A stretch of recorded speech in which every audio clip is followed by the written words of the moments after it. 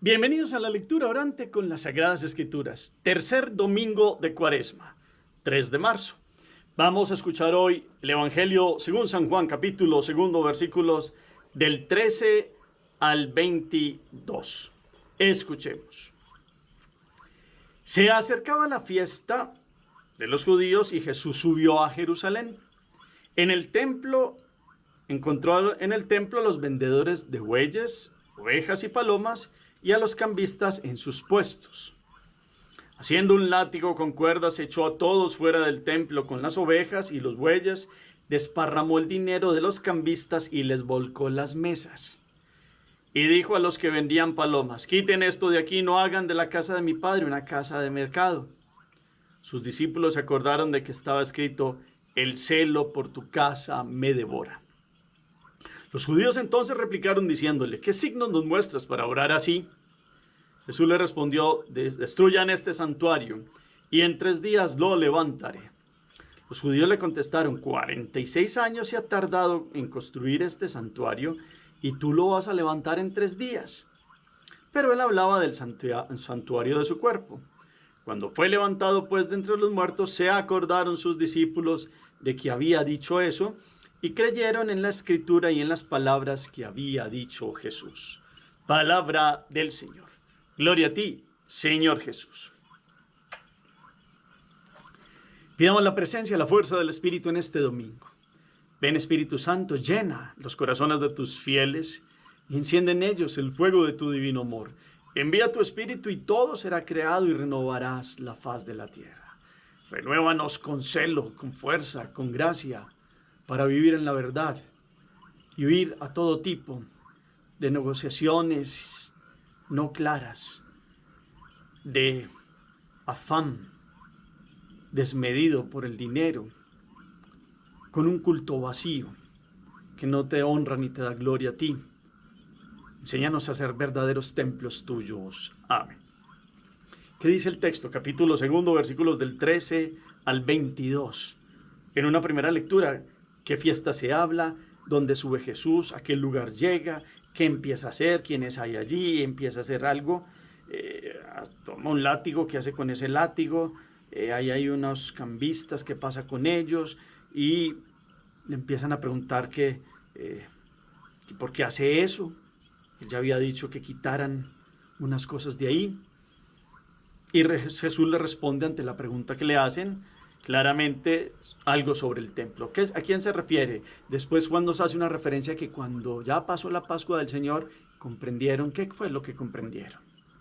Volvemos ya a la segunda lectura, después de que la palabra resuena. En la segunda lectura, un versículo, una palabra, un gesto, una actitud de Jesús, algo que hoy nos llame la atención, lo colocamos como eco en el chat. La tercera lectura es una síntesis para que meditemos hoy Jesús en el templo, que volca las mesas de los cambistas, de los vendedores de animales y también de estos que intercambiaban allí y que habían convertido el templo en una cueva de ladrones, según expresión de Jesús.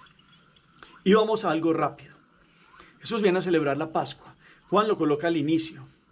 En la primera Pascua, según Juan, entra y ve que esto está en una actitud comercial. Siempre había sido así, pero es que Jesús mira el corazón. Y hay una narración que dice cómo Jesús está viendo que a 2 ancianitos están comprando un corderito y le venden lo peor.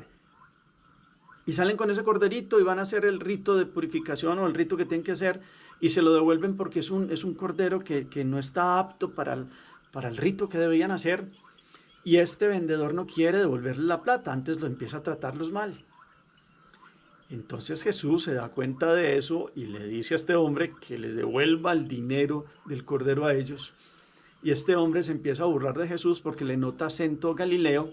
Él, como judío allí de los que venden en el templo, quiso ridiculizar a Jesús. Y Jesús entonces empezó a hablar de la justicia y de lo que debe hacerse, que eso sí, llegó un fariseo, a ese le vendieron lo mejor, vengan, como que no estorben, que le voy a vender a este fariseo el mejor cordero, y en cambio a los pobres ancianitos los trató mal y les robó. Entonces hay ahí un detonante. Detrás de esto hay actitudes claras de robo.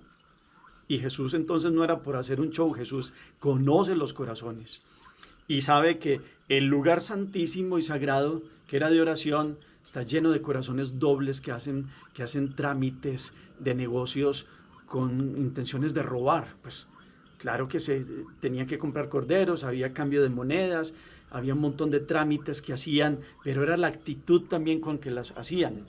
Y eran unos corazones que volvieron el templo un bullicio y no un lugar de encuentro con Dios.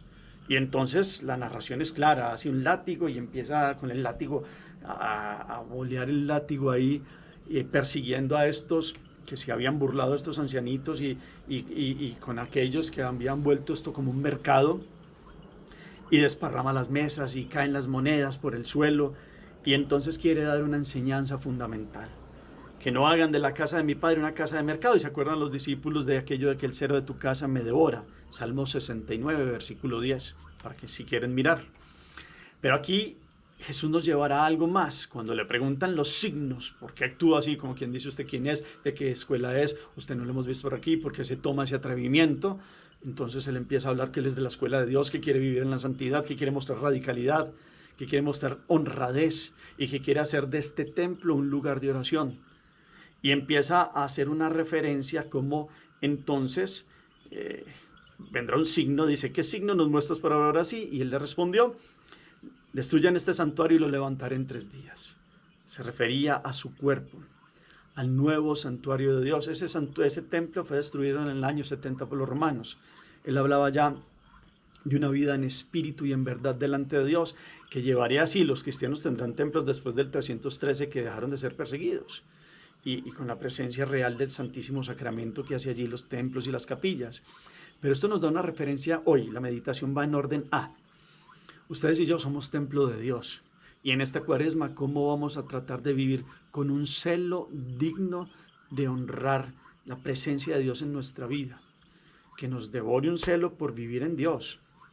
Porque los verdaderos adorarán, me adorarán en espíritu y en verdad. Y el templo santísimo es Jesús en persona, Dios con su cuerpo, ha tomado carne humana.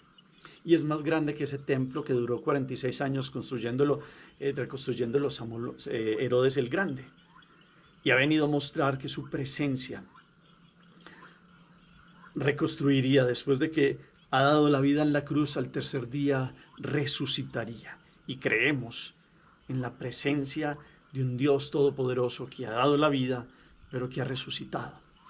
Y esto lo comprendieron los apóstoles, y esto en este camino de Cuaresma nos llevará por la cruz a la resurrección a entender estos 3 días, este misterio pascual, pero para que hagamos referencia, que claro que tenemos nuestros templos y honramos al Santísimo Sacramento, a Jesucristo pan vivo bajado del cielo allí, pero cómo tenemos un celo porque nuestra vida no se vuelva un comercio y un mercado y trámites de doble sentido,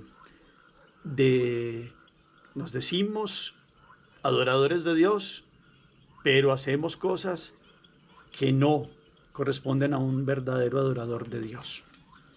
Hay que analizar entonces en este tiempo nuestra vida. Hagamos oración.